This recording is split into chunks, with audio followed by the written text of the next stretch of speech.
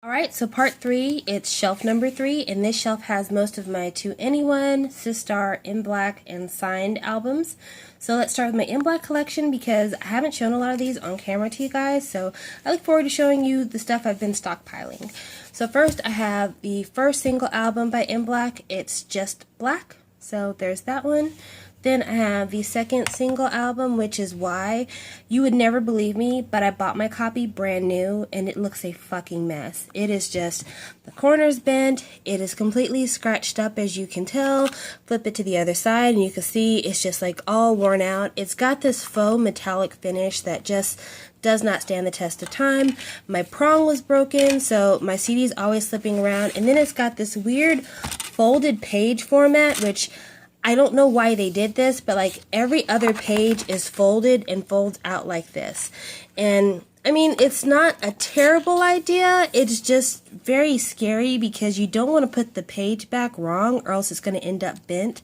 So I don't ever really open those and look at them because this is just so fragile. And it's made that way. There's nothing I could do to make it better. In fact, when I opened mine, because I bought it brand new and I took off the plastic, it already had the scratches on it. It's that terrible. So, sucks because it's a good little album. Then this is the third mini album, Mona Lisa. I love this mini album. It is really, really good. Like, all the songs on here are fantastic. It's got a really interesting packaging idea with all the little mini LPs in it, but it suffers from really bad glue, so you can see the side on this is coming apart, so I need to buy some epoxy and glue that back together. That way it's nice and seamless. I just haven't made my way to the hobby store to get some. I have MBLAQ's Black Style. This is the regular version of Black Style, which has the pictures from the Cry video in it. I love this. I don't mess with it very much because I wanted to stay in great condition, but I was so glad to get this, and I got mine on Amazon for really, really cheap. I think I might have paid $12 for it. It wasn't much at all, so, you know, yes, it is out of print, but you can still get it. I also got this on Amazon.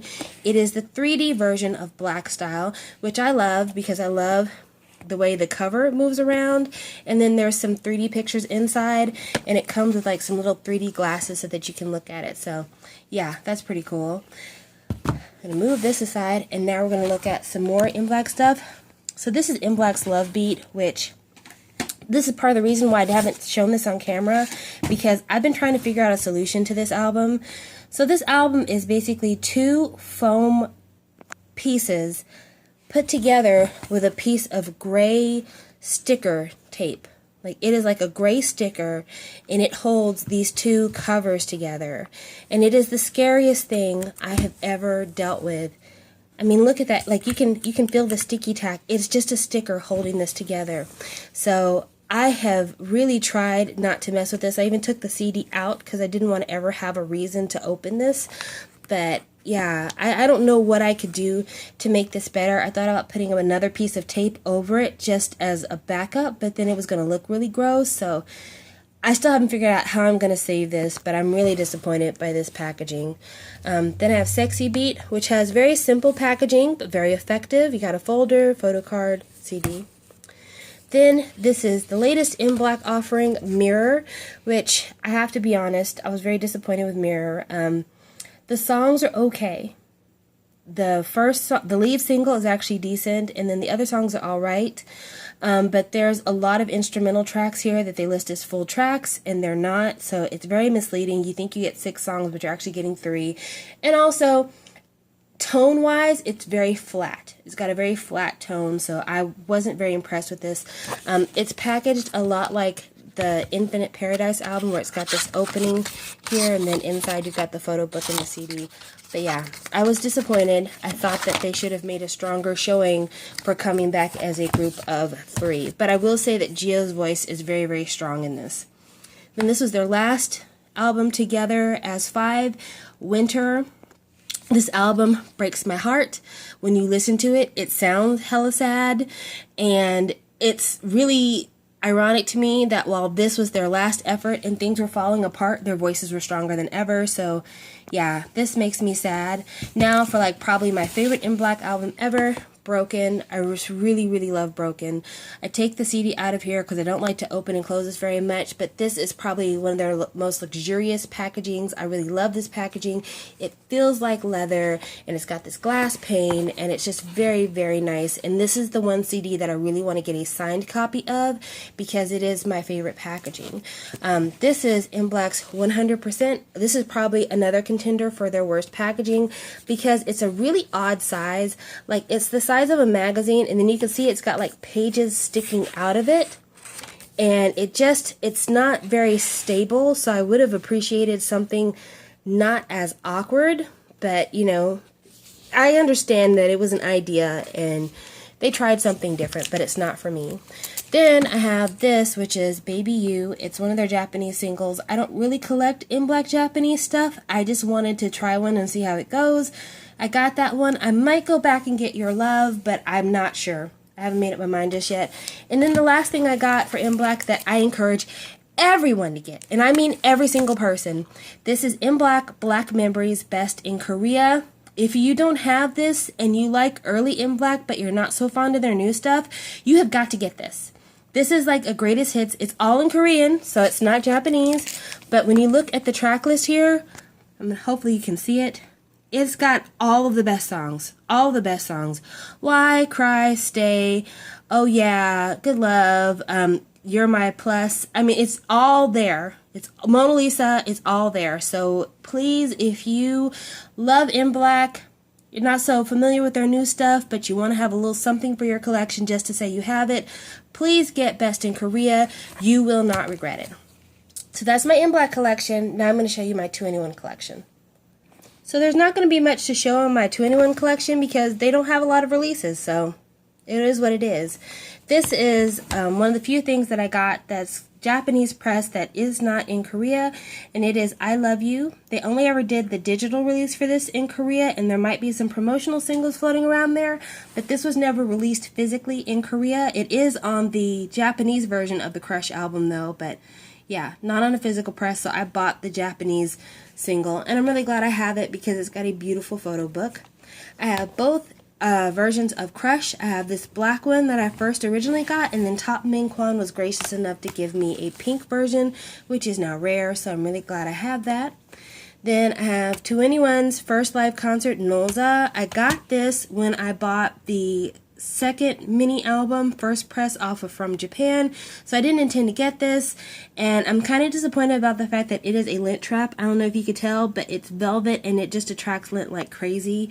Even though I dust my shelves, it's still lint everywhere. Then I have the one I just mentioned, the second mini album, first press, comes with the Minji card.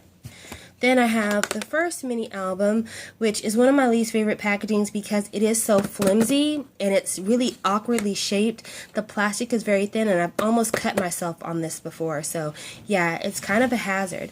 And then the last thing I have for 2NE1 is their first full-length album, which I will be selling this pretty soon. Not because I don't love it, but because I have a first press coming with CL's photo card, so I don't need to have two in the collection. So this will be for sale soon, and my other copy of this album is for sale. So yeah, there's that. Now let's look at my Sistar collection, minus Shake It, because I already showed you Shake It in part 2. Alright, so my Sistar collection will start with the singles. First I have here the third single album, which doesn't really have a title, which is strange. Then I have the second single album, which is Shady Girl. Then I have the first single album, which is Push Push. Then I have Yoren's solo effort, Love and Hate. This is a fantastic little package. Packaging wise, it's awesome. Song wise, it's amazing. She sounds excellent. It's got a hip hop R&B sound to it that is my personal favorite, and it comes with like a poster and other fun stuff, so yeah, you should definitely get this. Then I have their summer special album, Loving You. Music wise, it's got a hot single, Loving You, but other than that, it's just a bunch of remixes. However, the photo book is super adorbs. Then I have Sistar's Alone mini album, which is a really great mini album. Sistar's mini albums are their strongest efforts, so if you have to choose what to get, I always recommend going to their mini albums first because their mini albums have no fillers. They're practically perfect, and Alone is one of their best songs, one of the greatest songs ever. I have Sistar Sweet and Sour. Again, this is another special summer album. So this is not full of great music so much as it is a really amazing photo book, and it's in library binding, which is my favorite binding for Kpop packages. So if you like pictures of Sistar, this one's a great one. Then here is another mini album, Touch and Move, which I really love. Touch My Body was a great song. The rest of the songs on here are very great. Here's Sistar 19, which is a subunit with Bora and Hyorin and Gone Not Around Any Longer. It's a good song, but it's a really awkward title. Packaging wise, nothing to write home about, but still very beautiful pictures because both of these girls are goddesses. And then lastly, we have Sistar's Give It To Me, which a lot of people are iffy about this album, and I get that, but photo book wise, gorgeous photos, really gorgeous photos, and this is probably the most expensive Sistar thing I have. I don't know why, but this second album, even to this day, is very expensive to buy. I'm not sure why, because it is practically the exact same layout as Sistar 19. It's only a little bit wider, as you can tell, but it's the same clear slipcover photo book setup, so I'm not sure why it still remains so expensive, but if you can get a good deal on this, please do try. It took a while before I ordered it because I couldn't spend the money. But yeah, that's all of my Sistar stuff, and like I said, I showed you guys Shake It on the last video. So now let's get into all of my signed CDs. Okay, I'm going to show you my signed CDs, and they look kind of crazy, but I took them exactly off the shelf the way I had them, so that's why they're not in the prettiest order. So the first signed CD I have here is GOT7's Got Love. It comes with a little postcard, and it comes signed. I don't remember whose signature this is. I've got it unboxed somewhere on my channel, so if you want to research it, go ahead. Then I have here, I think this is Hanhae's 365.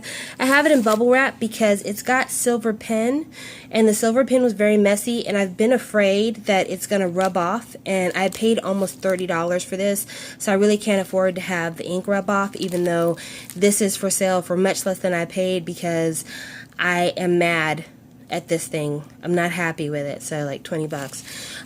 This is a favorite of mine. This is Jeff Benet's The Gentleman Approach. I actually bought this directly from Jeff Benet through his is it Bandcamp? Yeah, through the Bandcamp website. So I sent him the money, he sent me the CD, signed. I thought that was really amazing and really cool. And the reason why I put this with my Kpop is not because this is in Korean, because it's not, and he's an American artist, but there is a song on here called Call You Mine, and everyone in Kpop sings that song. Like, everybody sings that song, and so that's the reason why I put it with my K-pop, because that song has become a classic of most of the R&B singers in Korea. Next, I have this one, which is Almang's Composing of Love. I've talked to you guys about this before, but I don't know if anybody else ever checked out any of the videos, but Almang is a really cool group. She's the rapper, he's the singer. I think that's such an amazing concept. This has a super cute photo book. I did an unboxing on it, but if you haven't checked them out, please do. Next, I have What's Up's latest album here, Showtime. I believe that's the name of it. Is it Showtime? Anyway, this is their latest one, and it's signed on the booklet inside. I got this from MWave. Then I have Wonder Girls. This was the first signed album I ever had, and I don't know, it's kind of special to me now, not just because Wonder Girls was my introduction to K-pop, but because I have signatures from members who aren't in the group anymore. So it's kind of nice because this is a Wonder Girls that doesn't exist anymore. They're a new band now. It's in raggedy condition, but it was in raggedy condition when I got it, so it's not like I made it any worse.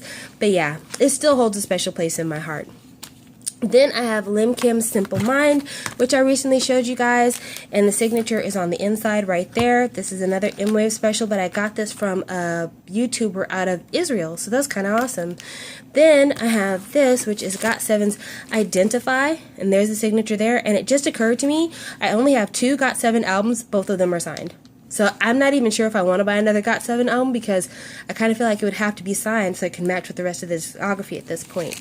The next album I have that is signed is BTS's In the Mood for Love, and it's got a Rapman signature, which is awesome because he is my bias. I feel really fortunate because I just got it by chance. And then I have Oh My Girl first mini album, and it's signed by everybody. Look at that signature. Is that not the cutest thing ever? These are so cute. And then I have Girlfriend's Glass Bead. It is signed. I did not get Flower Bud signed because I didn't need to get Flower Bud signed. I have it. I showed you guys I have it, but I didn't want to get it signed. And then the last thing I have is Younghwa's first album, and it's signed. And this is not transfer from the Glass Bead album. This actually was like that when I got it. It was really weird. I think because they were stacked on top of each other, maybe the ink was still wet. But yeah, there's a signature in the front. This has a really beautiful photo book. If you've never seen the photo book for this album, you need to check it out. His makeup is on point and his body looks right, and he looks like a dream man in this photo book. He's really, really hot. Alright, so you've seen everything that's on that third shelf. Hold on just a second and I'll show you how it's all arranged on that shelf.